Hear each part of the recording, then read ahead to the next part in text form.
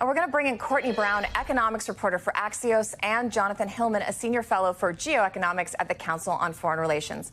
Jonathan, I want to start with you. We just heard Steve talk about the ripple effects this is having on everybody, from the guy who's running the port to the lady who runs the coffee shop. We're now hearing the president float the idea of putting new tariffs potentially on things like computer chips and pharmaceutical drugs. What is that going to mean for consumers?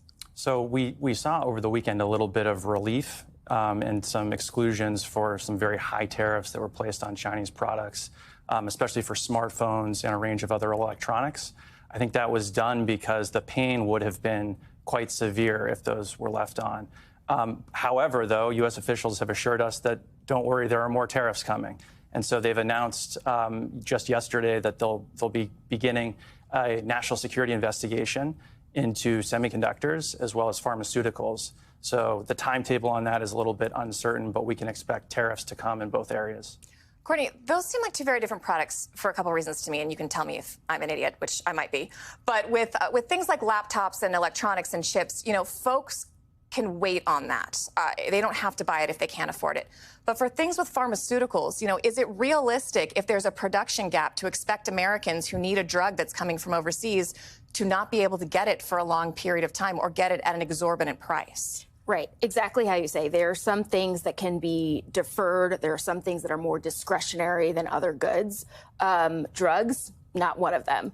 I think this speaks to the key issue at the heart of President Trump's tariff strategy, which is just, you cannot choke off global supply of something so crucial like pharmaceuticals when there is no domestic manufacturing supplier to kind of replace what you're cutting off, because that is in fact what tariffs do. He is seeking to use tariffs as a stick of sorts to convince manufacturers to produce more here in the U.S. But those two things can't happen at the same time. It takes so much time to build a facility and get workers and power it up. So there is going to be this gap, and I think it's a little worrisome to think about how that might affect the pharmaceutical industry. Yeah. Jonathan, I also want to ask you, because it is tax day, President Trump is now saying money from tariffs could potentially replace income taxes. I want you to listen to the sound we've got. There is a chance that the money from tariffs could be so great that it would replace, you know, in the old days, about 1870 to 1913, the tariffs were the only form of money. And that's when our nation was relatively the richest. We were the richest. Can you fact check that for us? Is the president right? Could we see so much revenue from tariffs that income tax could be a thing of the past? So one of the things that often gets left out when these numbers are tossed around is that as the tariffs rise, the amount of trade declines. And so this is not a one-for-one where we're going to just, it's a little bit different than the IRS. They're potentially looking at that formula based on the current level of U.S. trade, which the whole goal of this is to lessen that. That's right. And so I'm not holding my breath for this to be a real boon for government spending. And I'm also, frankly, not hoping to go back to 1870, you know, when the U.S. was primarily, an agrarian country, and most homes didn't have electricity. Yeah. Courtney, I have more stupid questions for you.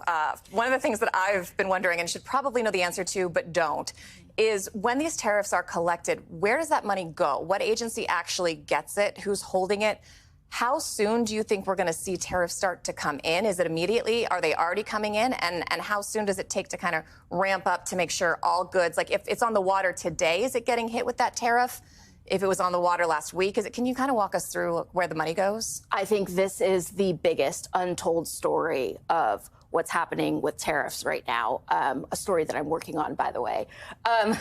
So thank you. Well, give us a little preview. Yeah. An opportunity to plug it. Customs and Border Protection is known for its role with immigration.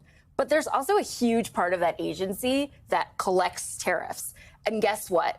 How quickly this trade policy is moving. There are workers at CBP trying to put the infrastructure in place to collect these tariffs. You might remember, it seems like years ago, but it was actually just a few months ago, the Trump administration announced an intention to collect tariffs on goods worth $800 or less. So whatever you're bringing in from Temu or Shein, those goods were going to get tariffs.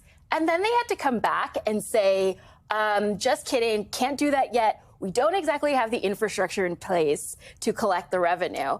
It seems like they're going to try again to kind of strike what's called the de minimis exemption and put those tariffs in place. But it's taken so much time for CBP to build the capacity to collect those tariffs. So there's kind of like this shadow system of trying to get the money that President Trump says is going to fill government coffers. We don't necessarily have all the things in place to do that yet.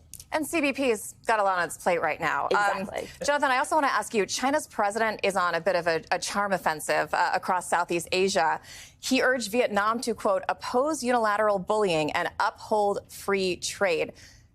The last two administrations, both Democrat and Republican, have been trying to forge closer ties, both militarily and economically, with Vietnam. Do you think Xi is seeing an opportunity here across Asia to maybe bring these folks who had been looking more towards the West back into China's fold? Definitely. And so Chinese leader Xi Jinping has been not sitting at home waiting for President Trump to call him. He is out there, as you said, on a charm offensive in Vietnam, in Malaysia, and in Cambodia this week. And so they're talking about, opposing bullying and upholding the multilateral trade system. But they're doing more than talking, too. They've signed agreements to deepen cooperation on supply chains. They're pursuing a joint railroad project with Vietnam. And then they're going to look at deepening an agreement that they have with about 10 Southeast Asian countries. And so U.S. tariffs here are effectively rolling out the red carpet for Xi Jinping when he goes into these foreign markets. Courtenay, I also want to ask you about the other word we seem to talk about previously all the time, which is inflation. You've looked at Fed data about consumer concerns as the tariffs take hold. Is there a general worry what this all could do to the already high inflation rate in this country? In the short term, yes. Okay. Consumers are expecting a pretty significant jump in inflation. We saw that in the And why is that? Well, they're expecting that companies are going to pass along the extra cost they get from tariffs. They're going to pass along right to the shelves of the things that they buy. Companies have a lot of experience doing that from this inflation shock that we just got through. I mean, I think that was a big shift between the pre-pandemic and the pandemic era. Companies learned how to raise prices. And so I think consumers hear coverage of that and they say, oh, my prices are going to go up, and they maybe rush out and buy things now to avoid potential price increases. Deja vu all over again. All right. Jonathan Hillman, Courtenay Brown, thank you both so much. I think I'm a little smarter now. I really appreciate it.